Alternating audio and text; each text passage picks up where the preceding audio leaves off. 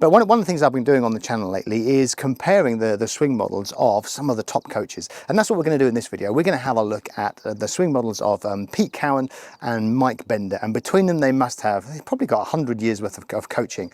And what is fascinating is in the ways in which their coaching differs, but probably more interesting is the things that kind of pull them together and are the same. And it's those bits that really are going to make a big difference to your game.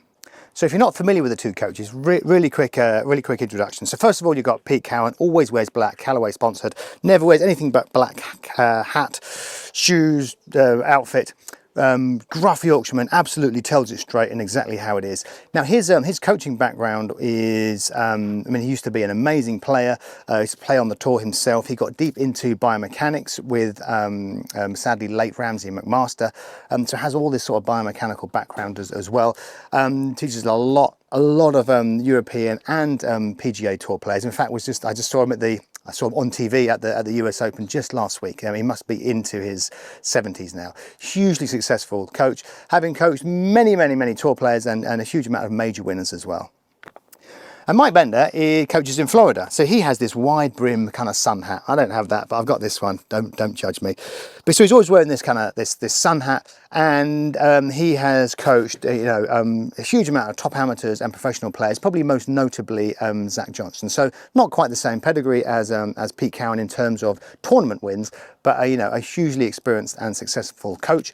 His main influences have been Ben Doyle, so that's the golfing machine, Ledbetter, Mac O'Grady, so the usual kind of American coach influences, and again hugely influenced by the swing of Hogan and some of those American kind of great players. Let's combine their coaching styles.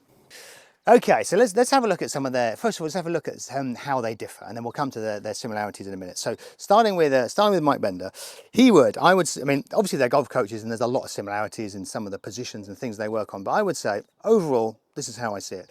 Mike Bender works very much from outside to in, so he tries to get the golfer feeling the right motion of the club, which essentially means the body's got to self-organize.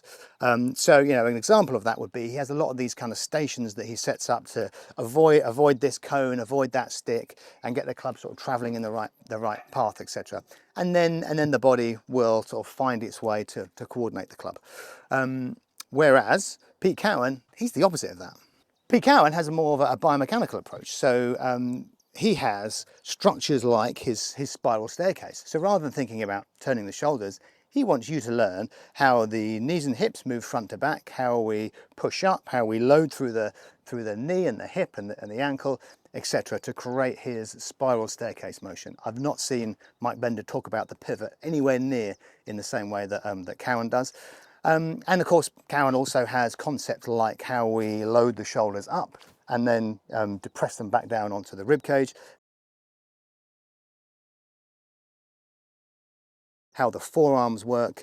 Actually, he has this idea of opposite and equal and opposite, the counter forces in the swing. So which one of those is best then? Well, I mean, if you read the motor learning literature, then it is most definitely outside to in. I mean, the body definitely learns best and to many degrees performs best when we have an external focus. So me focusing on the club, let's say focusing on the club, making a circle and just having my body react to that has a much less cognitive load, if you like, and the body efficiently organizes itself. But here's the problem with that.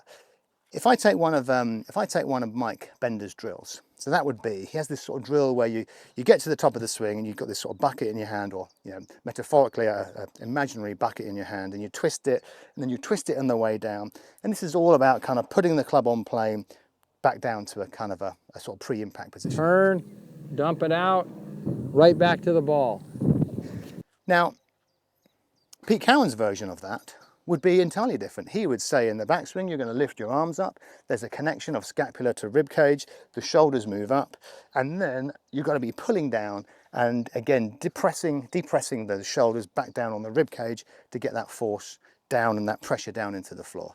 Those are very, very different things. And from having spent time doing both approaches, I would definitely be in the Pete Cowan camp. And I'll tell you for why. Because thinking about how we want to be moving the club in the downswing and putting it on plane, if I try and twist the bucket, so to speak, get the club on plane, my body self-organizes like this.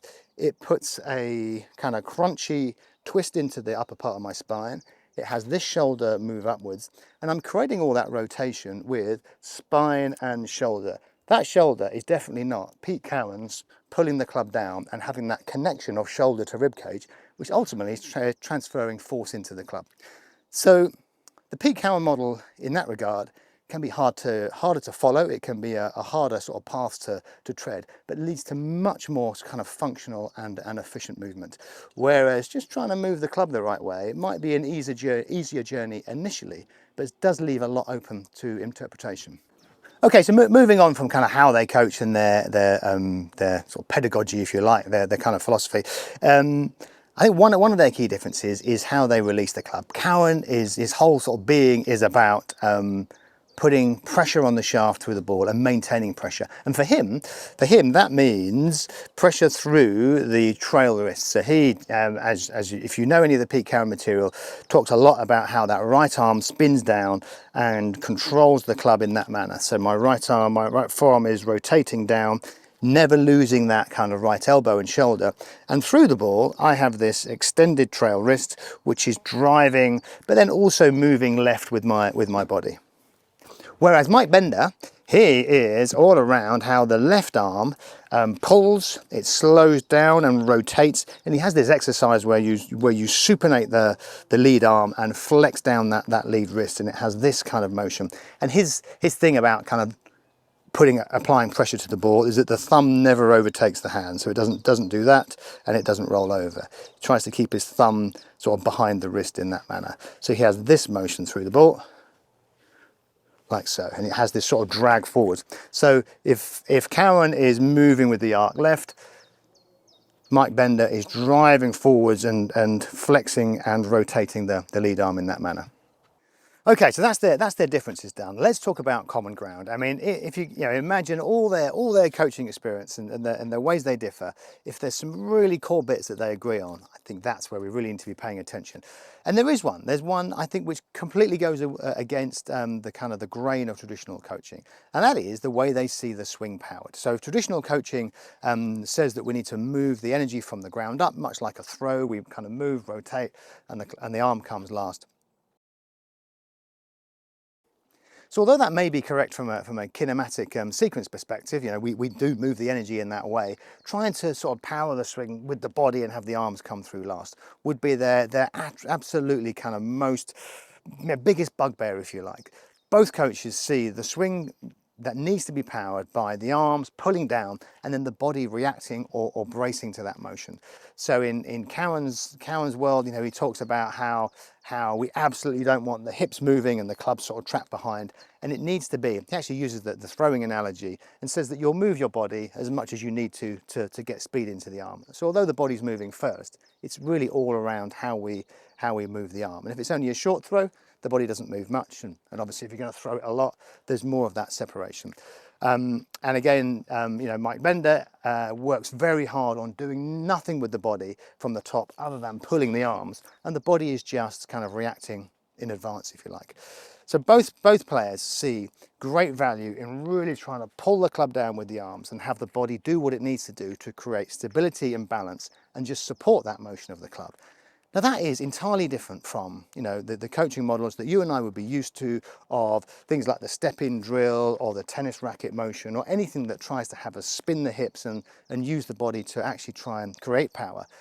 With Cowan and Bender, the arms pull and the body supports it. They don't use the body and then the arms whip through later, even though that is actually what happens. But as an example of those approaches, Cowan has that drill where you hold the club, split hand, and you pull the arms down hard and stop. So my shoulders once again have gone from up to being depressed down onto my rib cage, and there's a real kind of pull down and stop. And my body is bracing against that movement, ready to move through it. Whereas Mike Bender has the exercise, he has the club upside down and just practices really pulling the arms down hard and trying to do nothing with the body except kind of brace and create stability. Most definitely not an idea of moving, rotating and throwing, and which they would see causes a lot of problems. So which approach would I prefer? Well, I mean, it is very much horses for courses, isn't it? I would do a combination of both of those depending on who I've got in front of me. I would imagine that that idea of outside in, that Mike Bender approach of move the club and have the body self-organised, is definitely a better way to go for high handicap and certainly for learner golfers. But if you really want to get into the nuts and bolts of it, the more biomechanical approach would be preferable. And you know what, even with higher handicap players, knowing that the shoulder needs to pull down and it isn't a kind of manipulation of other twists and bends can be really helpful and not entirely difficult to learn. So if you want to know more about either of these coaches' approaches, I've got a whole playlist of Pete Cowan, which I've linked down below, and all his philosophies, and I've got an overview of the Mike Bender approach also linked below. But before I see you next time, keep practicing and good luck, play well.